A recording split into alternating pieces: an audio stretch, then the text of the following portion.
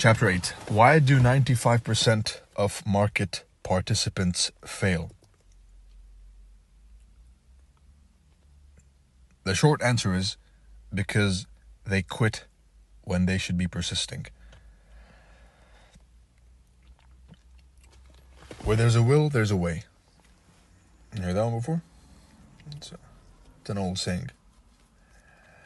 And it's true. Cliches and proverbs are cliches and proverbs for a reason, because they have stood the test of time.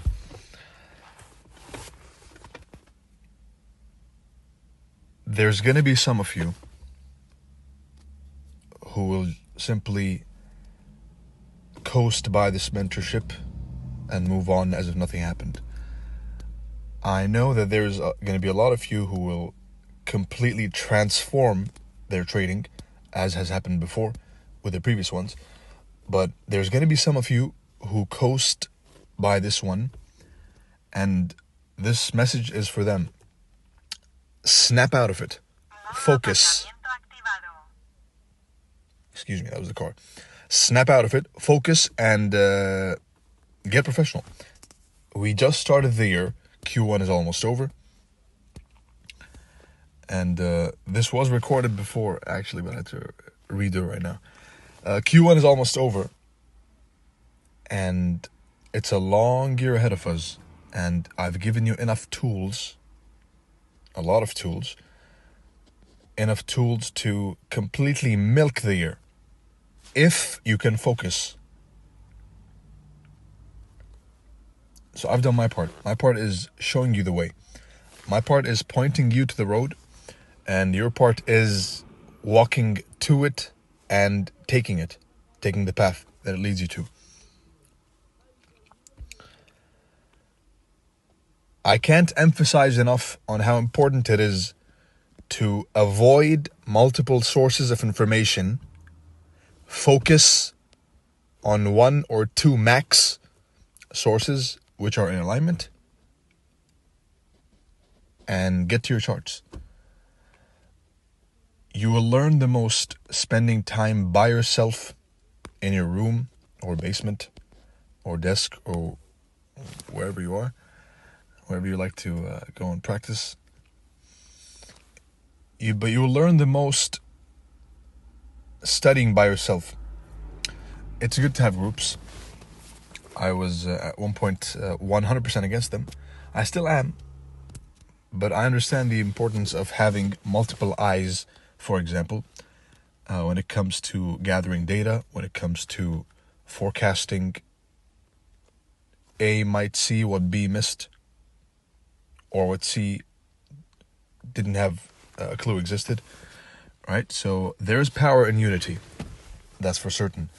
But when it comes to honing your craft, when it comes to sharpening your blade, then the most you learn is by yourself, alone, in a room, curled up, looking at the screen, and dissecting each and every candle on the charts, right?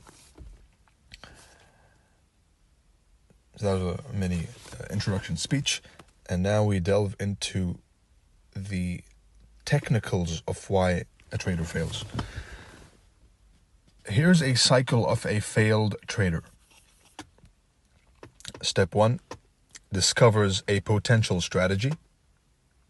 And this could be many of you. If this is you, pay attention. And the first step to curing a disease is diagnosing a disease. Right, as a doctor, before curing, I have to diagnose. I have to see what's the anamnesis, the medical history. I have to see what's wrong. So if you don't know something's wrong, you can't improve. You first have to admit there's something wrong, and from that moment onwards, improvement may happen. A failed trader discovers a potential strategy. Excuse me.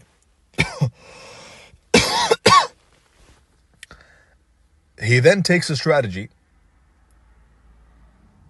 for example, a golden zone fib. He backtests the strategy with a beautiful result of a 100% win rate. as goes with backtesting. And a little side note, when I see these absolute goofballs on Twitter sharing the data like they did something, my backtesting strategy yielded me 80% win rate over the 3000 R, it's irrelevant.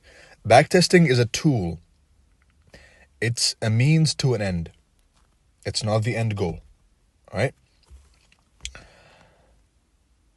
It's important, but more important than backtesting will always be tape reading and live trading, right? Forecasting beforehand, noting down what happened. So backtesting has its place,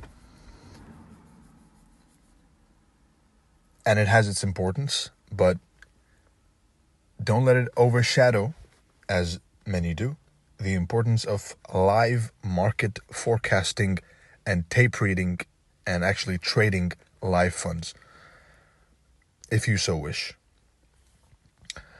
So, he discovers a strategy. He backtests the strategy with a result of 100% win rate. He then tries the strategy in live, in live market conditions. And of course, he fails. He then goes on to abandon the strategy. And if it sounds familiar, this is okay. This is okay. This is normal. But if you reach this stage of the cycle, then you've failed. Which is abandoning the strategy because it didn't work. Which is what most people do, and you want to have a minority mindset because the minority win. Right? So this is what the majority do. Strategy, backtest, try, fail, fuck it, abandon, next. It's a never-ending cycle. And a successful trader cuts the cycle off where he should. A successful trader, this could be you. It could be you right now. I have some killers in this group who joined just to sharpen the blade even more. Right? So if you've succeeded, this is what happened. If you are yet to succeed, then this should be what should happen. You discover a strategy, a turtle soup, which is the only strategy which matters, the market mechanics in the flesh. You backtest the strategy with the results of 100% win rate, of course. You then try it in live market conditions, and this is what differentiates the successful trader from the failed gambler, which is when a successful or to-be successful trader tries in live market conditions and fails, he then questions why. He blames himself, not the mentor, not the strategy. He asks himself, why is this happening? Why did I fail? Why did I mark this gap and it disrespected it? Why did I mark this market structure shift and it just went and stopped me out? Why? What did I do wrong? Because the market is perfect. The system is perfect. The system is perfect. So stop blaming the system. Time and price will always be in alignment with higher time frame order flow. Always. This will never change. The open in a bearish day will always go up for London and break down, and then the shift in London is the trend for New York. That's always going to happen, right?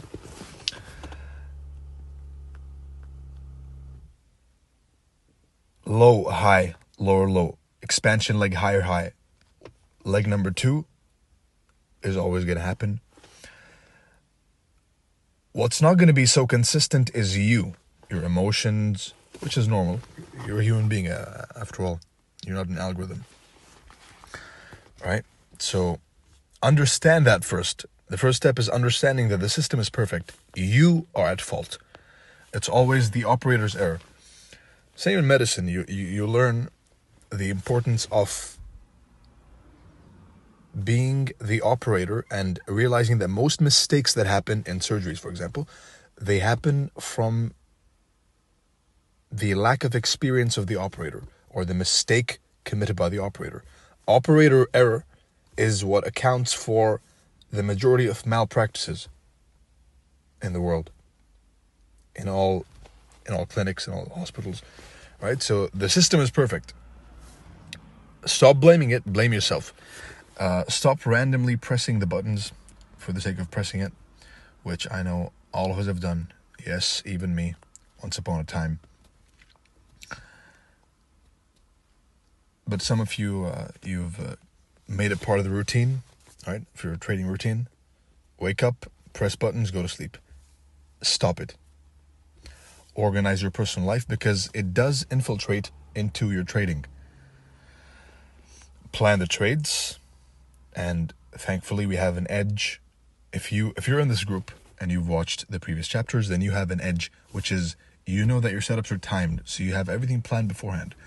The only way you can fuck it up now is by not understanding the higher time frame, or not getting the correct higher time frame directional bias, and that's one important thing, and lacking chart time. I've given you the sword, I've given you the weapon, I've given you the tool. Now and I've shown you how to use it. If you're going to actually use it, that's up to you. Clean your room. And I don't say this frivolously or as a joke. I say it seriously, because the state of your room tells me the state of your mind. If your room's a mess, then you probably have 200 tabs in the background of your phone, right? So clean your room, if you have a room. Clean your house. Organize your day. Have some sense of time management. And this drags me back to the previous point of minority mindset. The majority of people don't clean their room, and they have unorganized lives, and they lack time management skills. And, of course, the majority always lose in the markets. So that is something to take into consideration. It's not a direct cause, but me, for example, I find when my room is clean and not messy, then I can trade with a clear mind. I'm a Muslim, so when for example, I pray 5 times a day. As a Muslim, you have to pray 5 times a day. So when I pray them on time, then my mind is a lot fresher, as opposed to when I delay one, which should never happen, right? So manage your time. Next up is an image of the stages of the ideal trade. Planning, marking the key level, waiting for the level to hit, executing, and waiting. As you can see, waiting constitutes of 50%, more than 50% of the time spent framing a trade, right? Planning is also a large portion. Executing is a couple of seconds. Enter, press the button, exit the application or the website. All right, so waiting, patience. Chapter 1, which many failed. Patience, patience, patience.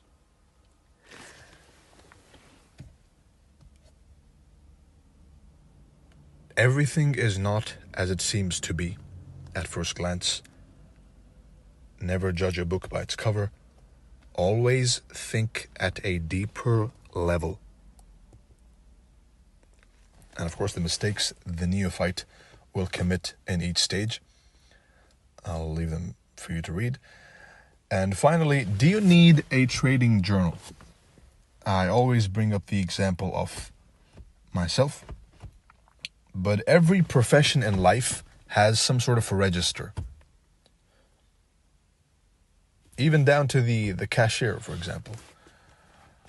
He goes and he prints you, they go and they print you a, gotta be PC these days. They go and they print you the receipt, right? So a register of some form is important if you want to be a professional. And every single professional trader I have ever known, and the best of them, and I've known many, I'm connected to many of them, multi-million-dollar traders. Yes, some of them with hedge funds, some of them manage investor capital, but every single one of them has a professional journal. And I've spoken about journaling a lot. You can go to Twitter and search journaling, etc., and you'll see, right?